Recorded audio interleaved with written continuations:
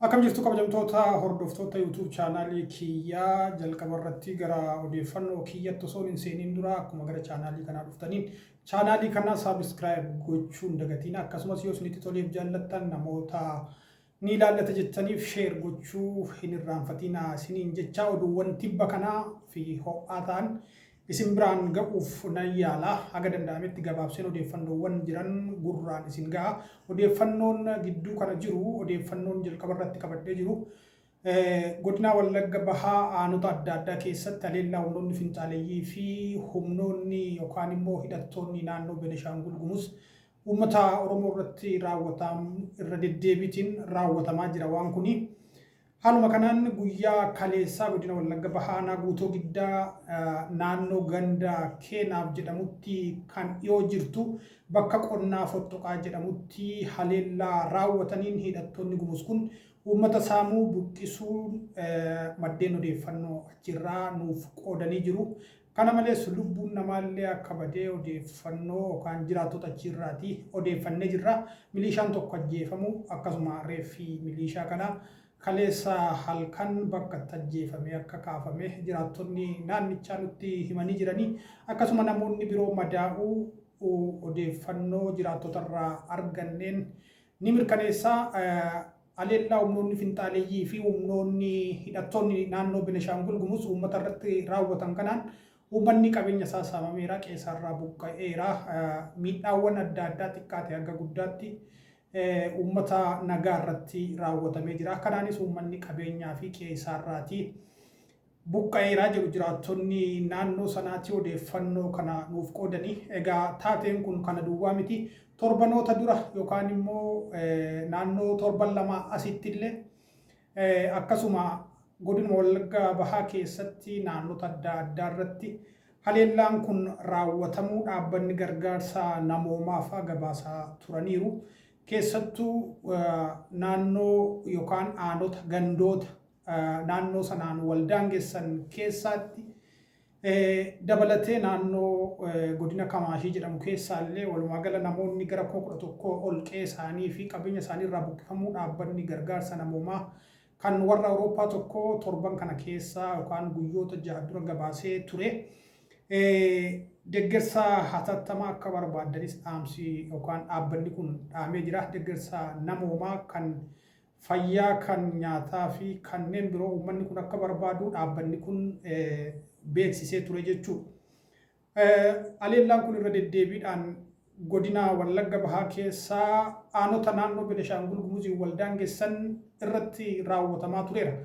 Armaan dura jechuun bara 1999 akka lakkoofsa Itoophiyaatti irraa eegalee keessattuu godina Wallagga Bahaa aanaa Haroo Limmuu keessatti haleellaa ulfaataa uummata irratti raawwataniin miidhaan adda addaa ga'uun isaanii yaadatama. Erga bara sanaa kaasee uummanni naannoo sanaa fi naannoo Benishaangul Gumuzii fi daangaa irra jiraatan nageenyaan yookaan immoo tasgabbiidhaan jiraachuu hin dandeenye. Bara tokko nagaa yoo ta'e bara tokko immoo nagaa hin ta'u. Uummanni daa'imman haadholiin namoonni waan beekne namoonni nagaan qe'ee isaanii irratti tasaa hidhattootaan lubbuu isaanii dhabaa turanii har'a ga'anii jiru. Kana malees godina Wallagga Bahaa keessaa aanota akka Saasiggaa keessatti humnoonni kun yeroo adda addaatti miliqanii yookaan immoo ba'anii haxxee hidhuudhaanis haa ta'u ifatti ba'anii uummata irratti dhukaasa adda addaa banuudhaan ajjeechaa garaagaraa irra deddeebiitiin uummata irratti raawwachaa turuusaa jiraattonnis irra deddeebiin gabaasaa turaniiru. Miidiyaaleen adda addaas gabaasaa turuun isaaniis ni yaadatama. Kanaafuu uummanni keenya keessattuu kan godina Wallagga Bahaa naannoo Benishaangul Gumuziin waldaangessan kanneen akka aanaa Haroo Limmuu, aanaa Saasiggaa dabalatee aanoleen biroo kanneen akka aanaa Eebantuu illee waldaangessanii isaan kunneen yeroo hundayyuu yeroo kamiyyuu of eeggannoodhaan akka socho'an yookaan immoo of eeggannoodhaan akka jiraatan namoonni odeeffannootti dhiyoo jirtan yookaan immoo haala sochii guyyaa guyyaan deemaa jiru ilaalaa jirtan maatii keessan naannoo sana jiruuf akka qooddan yookaan akka hirtan odeeffannoo ittaanuutiin achuma godina Wallagga Bahaa aanaa Haroo Limmuutti hojjetaa baankii daldalaa damee Haroo Limmuu kan ta'e obbo Waggaarii Moosisaa Itichaa kan jedhamu armaan dura yeroo dheeraatiif hidhamee waajjira poolisii keessatti reebichi ulfaataan irratti raawwatamaa turuu jiraattonni naannichaa nutti himaniiru. Haaluma kanaan reebicha irratti raawwatameen keessattuu akka malee rukutamuudhaan yookaan dhiiticha akka malee irratti raawwatameen dhiigni gara keessaatti dhiiguudhaan namni kun dhukkuba ulfaataatiif saaxilamee guyyaa kaleessaa immoo lubbuutiin darbuu jiraattota irraa odeeffannee jirra. Yaala fayyaatiif gara magaalaa Naqamtee dhufee turuu odeeffannee guyyaa kaleessaa immoo lubbuun isaa magaalaa Naqamteetti darbiteetti reeffi isaas gara bakka dhaloota isaatti deebifamaa jiraachuu maddeen naannichaa nutti himanii jiranii. Egaa Waggaarii qofaan kan eegale miti ajjeechaan namoota nagaa irratti raawwatamu yeroo adda addaatti irra deddeebiitiin raawwatamaa turuunsaa ni yaadatama. Garuu immoo namoonni nagaa jechuun namoonni siyaasa kamiyyuu geggeessine garee siyaasaa kamiyyuu hin deeggarre haala suukkanneessaatiin hidhamanii yeroo dararamanii fi ajjeechaan adda addaa yeroo irratti raawwatu baay'ee nama dhukkubsaa baay'ee ulfaatalleeti. Namoonni hirmaannaa siyaasa keessatti qaban yookaan immoo deeggarsa siyaasaa qaamota adda addaatiif gaafa taasisan yoo miidhamaniyyuu yookaan yoo hidhamaniyyuu yookaan immoo yoo ajjeefamaniyyuu namoonni kun akkas waan godheef yookaan immoo deeggarsa akkasii waan taasisee fi qaama akkasiitiif deeggarsa waan kenneefi tarkaanfiin kun irratti fudhatamee jedhamuu danda'a seerri yoon deeggarreeyyuu jechuudha. Namoonni akka Waggaarii Moosisaa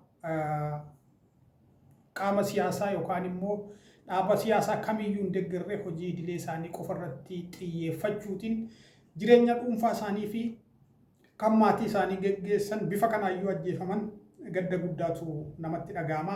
Rabbi maatii isaa, firoota isaa fi kanneen isa beekan maraaf jajjabina haa kennu jechuu barbaada. Odeeffannoo kiyya xumuraa fi sadaffaatiin immoo dhimma baqattootaarraan waan gabaabaa tokko dubbachuu barbaada. Egaa namni yeroo biyya isaarraa baqatu rakkoowwan adda addaa isa mudateef deebiin ofiif kenna maatii kiyyaaf yookaan immoo firoottan kiyyaaf illee nan kenna biyya kiyyaaf illee nan kenna jechuudhaan kan inni biyya isaarraati baqatu. Haaluma kanaan namni rakkoo dinagdee, rakkoo nageenyaa yookaan rakkoo siyaasaatiif hojii barbaachaaf karaa adda addaatiin biyyarraa ba'a. Yeroo biyyarraa ba'u kanattis namoonni muraasni karaa seera qabeessaa ba'anillee hedduun immoo karaa seeraan alaatiin gara biyyoota ollaa fi biyyoota baha fagoo kanatti imaluudhaan lubbuu isaanii galaana irratti, daandii irratti, gammoojjii keessatti bineensaan yeroo nyaataman daldaltootaan makaraa owwaa argan kunaanii owwaa nyaatan lubbuu isaanii owwaa dhaban du'aaf jireenya gidduutti yoommaa gidirfaman viidiyoolee adda addaatiin argaa jirra. Daldaltoonni karaa irratti qabuudhaan dararaa adda addaa irratti raawwatanii viidiyoo adda addaa waraabuudhaan maatii isaaniitti erganii qarshii humna isaanii ol ta'e miliyoonotaan lakkaa'amu gaafatanii kana ergitan malee mucaa keessan yookaan fira keessan namaan warka jiru kana gadi lakkisuu hin dandeenyu jechuudhaan yeroo adda addaatti erganii maatii doorsisaa turaniiru. Haaluma kanaan namoonni maallaqa kadhatanii qabeenya qaban hunda itti urgufachuudhaan yookaan immoo itti gurguranii fixuudhaan waan danda'an kaffalanii lubbuu ijoollee isaanii yookaan firoota isaanii kana oolfatanis ni jiru. Akkasuma kan oolfachuu dadhabanii lubbuun daa'imman isaanii yookaan firoota isaanii nama isaanii kan ammoo bakka hin taanetti baate hedduudha. Isaan kana lakkoofnee fixuu hin dandeenyu. Sanarra darbee immoo keessattuu karaa Jibuutii qaxxaamuranii Yemen seenanii Yemen irraan immoo gara biyya Saawud Arabiyaa namoonni imalan dargaggoonni shamarraniif namoonni adda addaa gara sana imalan yeroo adda addaa wanta sammuu namaa doojju jedhamuun beekamu yookaan qorichoota araada adda addaa nama qabsiisan gara biyyoota Saawud Arabiyaa yommuu imalchiisan yookaan immoo daangaawwan galchan daangaa irratti qabamuutiin murtiin du'aa irratti murteeffamuutiin mana murtiitti dhiyaatanii akka seera biyyattiitti murtiin du'aatti murtaa'ee maatii keessanitti ergaa dhumaa dhaammadhaa jedhanii maatii isaaniitti ergaa dhaammatanii namoonni yookaan dargaggoonni 5 hanga 7 hanga 8 ta'an yeroo isaan itti du'an yookaan murtiin du'aa irratti darbu tibbuma kana miidiyaa hawaasaa fi namoota achitti hidhamanii jiran irraati odeeffachaa turreerra. Armaan dura dargaggoonni irra caalaan isaanii yookaan lammiileen Oromoo kataan namoonni 47 biyya Saawud Arabiyaa daangaa irratti qabamuudhaan murtiin du'aa irratti murtaa'e keessaatii namoonni gara 6 haga 8 ta'an murtiin du'aa bifa kanaan irratti darbee jira. Namoonni kun yeroo adda addaatti yeroo dheeraadhaaf karaa miidiyaalee fi karaa isaanii danda'ame hundaan sagalee nuuf ta'a jechuudhaan lammii isaaniitti yookaan immoo namoota biyya isaaniitti biyya alaa jiran biyyoota garaagaraa jiraatanitti dhaammataa turaniiru.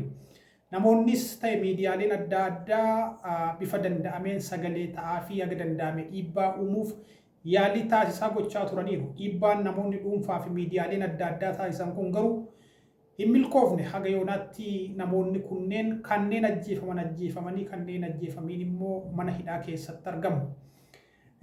Keessattuu maatiin namoota kanaa yookaan dargaggoota kanaa hanga aanga'oota mootummaa Itoophiyaa hanga muummicha ministeeraatti deemanii gaaffii kana dhiyeessaa fi turanillee agarraattuu furmaata hin argatiin jiru. Kun osoo kanaan jiru yookaan immoo kun xiqqaate jedhamee dhiyeenya kanas yookaan gidduuma kanayyuu namoonni hedduun lammiileen yookaan namoonni gara 2,411 ol ta'an jedhaman gidduuma kana guyyoota lamaan kana asitti daangaa Saawud Arabiyaa irraatii qoricha sammuu namaa doochu jedhamu kana gara Saawud Arabiyaa galchuudhaaf osoo jedhanii qabamuu miidiyaaleen biyya sanaa gabaasanii jiru. Atileest yoo xiqqaatee lammiileen Itoophiyaa kana keessaatii gara 500 ol ta'uu danda'u. Kana jechuun akkuma warra kanaan dura yookaan akkuma dargaggoota kanaan dura isaan kana irratti illee carraa wal fakkaataatu murtaa'a jechuudha. Yoo Rabbi waan ta'e tokko isaanii buusee lubbuu isaanii baraaruu hin dandeenye carraan namoota kanaan dura mudate isaan mudachuu danda'a jechuudha. Walumaa galatti dhimma kanarratti yaada gabaabaa jechuu barbaadu dargaggoonni keessattuu yommuu yaaduu namoota miidiyaa hawaasaarraa fagoo ta'an namoota miidiyaa hawaasaan fayyadamne yookaan immoo odeeffannoo biyyoota adda addaa yookaan namoota adda addaa irraatii hin qabne duuchaamatti nama ollaa isaanii jiru arganii yookaan immoo dhaga'anii daldalaa naannoo isaanii jiru wajjin wal quunnamanii dunuunfataniituma maallaqa haadhaaf abbaa isaanii irraa rakkisanii yookaan immoo kan ofii isaanii walitti qabataniin gara kanatti akka seenantu dubbatama yookaan immoo irra deddeebiitiin himama. Keessattuu yeroo mana isaaniitii baasan yookaan bakka jireenyaa isaaniitii yeroo kaasan maallaqa xiqqaatiin biyya sana ga'uu akka danda'an itti himu. Maallaqa xiqqaatiin biyya sana ga'uu akka danda'an erga itti himanii booda fuudhanii gammoojjii keessa qaxxaamursanii gammoojjii Liibiyaa yookaan Yemen yookaan Jibuutii kan erga geessisanii booda bifa dirqiitiin maallaqni akka ergamu taasisu. Maallaqa xiqqootiin namni biyyarraa ba'u hin jiru gonkumayyuu. Yoo bifa kanaan kan jiraate ta'e immoo dararaa biraa qopheessaniitu kana taasisu waan ta'eef namoonni miidiyaa hawaasaatti dhiyoo qabdan odeeffannoo namoota biyyoota garaagaraa jiraatan irraa qabdan odeeffannoowwan kana gadi buusuudhaan yookaan immoo namoota miidiyaa irraa fagoo ta'an keessattuu yeroo ammaa dargaggoota umuriidhaan waggaa 18 gadi ta'an shamarran waggaa 18 gadi ta'antu bifa kanaan galaanaan qurxummiidhaan yookaan immoo gammoojjii keessatti yookaan immoo daldaltoota baay'ee gara jabeeyyii ta'an lubbuu isaanii qaalii taate tokkitti dhabaa jiran waan ta'eef lubbuu isaanii kana akka of baraaraniif yookaan immoo akka of oolchaniif nama odeeffannoo barbaachisaa ta'e dabarsee akka isaaniif qoodu nan gaafadha.